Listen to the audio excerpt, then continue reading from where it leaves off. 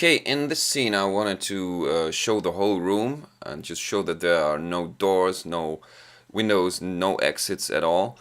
And I didn't want to cut between the scenes there. And so I had to make 360 in this room. And of course I don't have a camera on tracks moving around me, so I had to think of a way how to do this in After Effects. And well, I'm pretty proud of the idea that I had, because I did not read this in any tutorial. And yeah, I just tried it and it worked. And I'll show you how I did it in After Effects.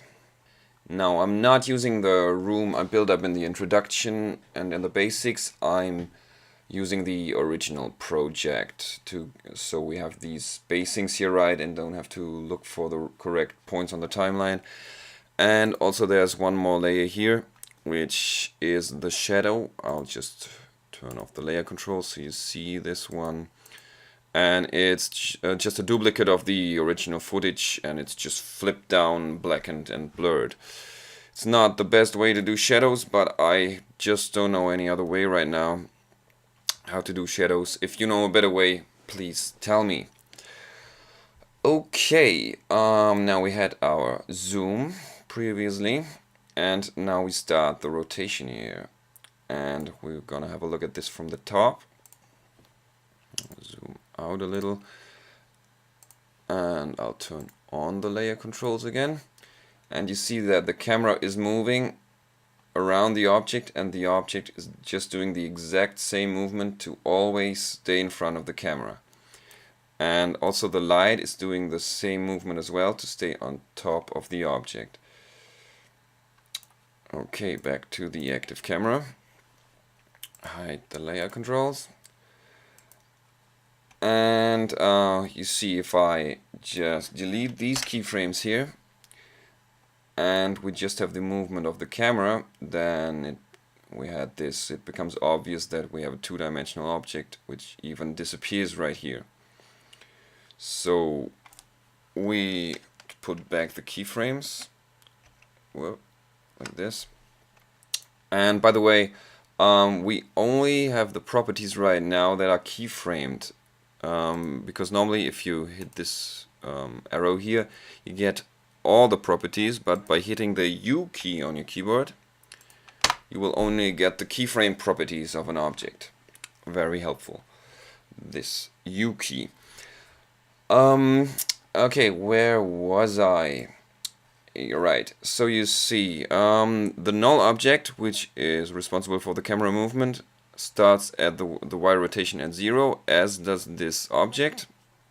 And if we skip through these, then you see they always rotate the same way to the 90, 180, 270 and 360. Now it's important to make this here 360, because if you typed in 0, then funny stuff like this would happen, because After Effects tries to will count down from 270 to 0 instead of upwards to 360. So it's important to put in 360 here.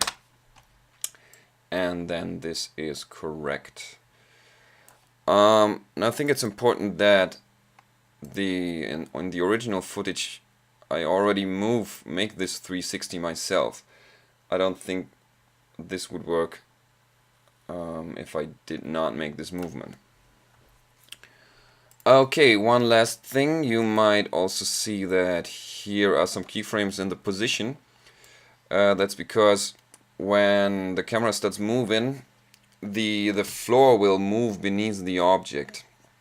And so I try to compensate for this with these keyframes, but it's just best to not show the feet and the shadow, or to show it as little as possible, what I did here. And so you would not realize that. Yeah, but I think the movement is so fast that it does not really become that apparent here.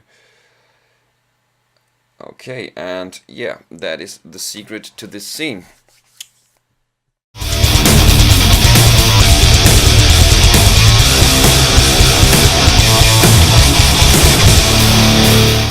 So in this scene I wanted to show what you would do if you're trapped in a place like that and you don't know what is going on. So I thought first you grope the walls and try to see if something gives, and if that doesn't work you try to knock down these walls. And so I had to somehow run into the walls, and what I did was I had my bandmates hold up a mattress against the green screen, and for the back wall that was easy. I just had them behind the green screen and I ran into it and bounced back. For the sides I had to have a second green cloth to put over the mattress, and they put it into the frame and I ran into that. I took the same side twice and just changed the shoulder and then flipped one of the images later. But for the front that was a little bit harder because I would have had to run into the camera, which obviously I couldn't do, and so I simply filmed it from the top. Now, the stupid thing about this scene is that when I did some test shots for this, I had nobody around, so I tried to somehow imitate how I would run into the wall. I wanted to make it still look realistically, so I just ran like that and somehow snapped my shoulder while doing it. And this is over 6 months ago now, and my shoulder and my back is still hurting from this scene, which was absolutely unnecessary. So, great job, asshole. So, you see, being a professional green screen stuntman is very dangerous.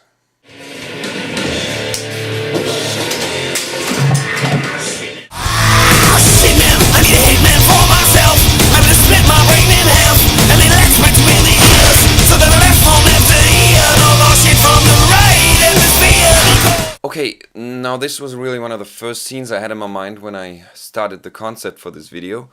It was this image of me splitting my own head open with an axe. And it really wasn't easy to do because I had to shoot the first me, getting the head busted in. I had to shoot it in one take. First do the right side, do the talking, and then be numb, and then do the left side, and first be numb and then do the talking. And I really had to hold my body and my neck as stiff as possible, because any movement I made I would have to correct in the post-production. And that's really why it took about 50 takes or something to get this right.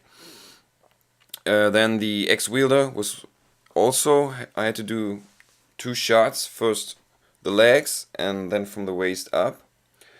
Because I couldn't just take one take of the whole body, it would have been too small, and more importantly, I had to somewhat loom in over the other me, so I had to take a low angle for that shot.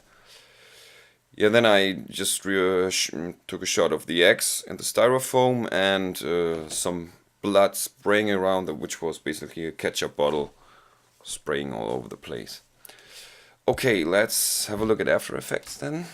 Okay, once again you see we have a lot of layers here.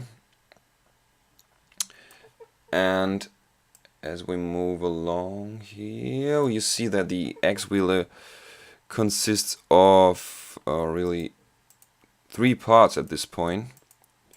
And I even had to put in this extra part for the X, because on the original layer, if I toggle on the mask here, you see that the X was just too small, didn't look good, so I had to put in the X from another shot. And now mask paths are really the thing here. If I hit M on these layers, you'll see that there is a lot of keyframing going on, and you really have to animate the masks while you move along, and you see this on this layer pretty good, how the mask path changes over the course, in order to fit these parts together seamlessly. Now, as we go to the blood splattering, we have the ketchup layers right here, and this is just as well key lighted here and added some hue and saturation to make it darker and redder. And I think it could have been a little bit darker, but it works anyways. Then going on, the camera moves back down.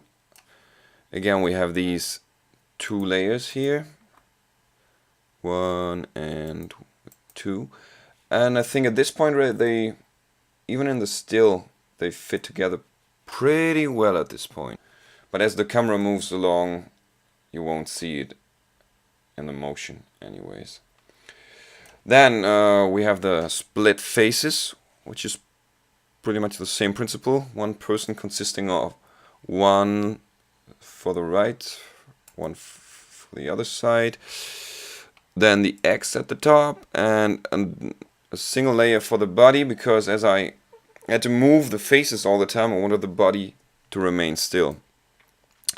And then we have this extra layer for the wound in the background, because if I turn these on and I turn the wound layer off, you see the wall showing through in between the face parts. So that makes it look way more realistic, or as realistic as I could do it at this point. Now, important here is, if I hit F on these layers, the mask feather will show, and it's really important to feather these paths out. I'm going to full and zoom in a little to show you that. Toggle off the mask path, because if I set these feathers to 0, okay, you see the edges here become way too hard. If I see it even better here. And so I put them back to 10 pixels. And so the transition becomes much smoother. Going back to half and fit.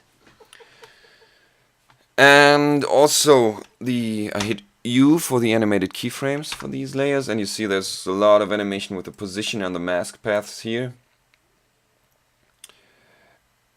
And you don't see it as I scrub along, you don't really see it, but if I take these animated keyframes away, for example here, and now I start moving along, you will see that the face parts really start moving apart very quickly, and the whole thing doesn't work anymore. So this is really a frame by frame keyframe animation. Always hitting pitch down, pitch down, pitch down, and at the point where it doesn't fit, you correct the position and the mask path. And I know there's motion tracking, and maybe this could be somehow done with motion tracking, but every time I try to use motion tracking, it never worked for me. So whenever something like this comes up, I always do it frame by frame. Just that works for me. Motion tracking doesn't work for me. May work for you. Everybody has their own way of doing it, right? Yeah, and that's pretty much how this scene was done.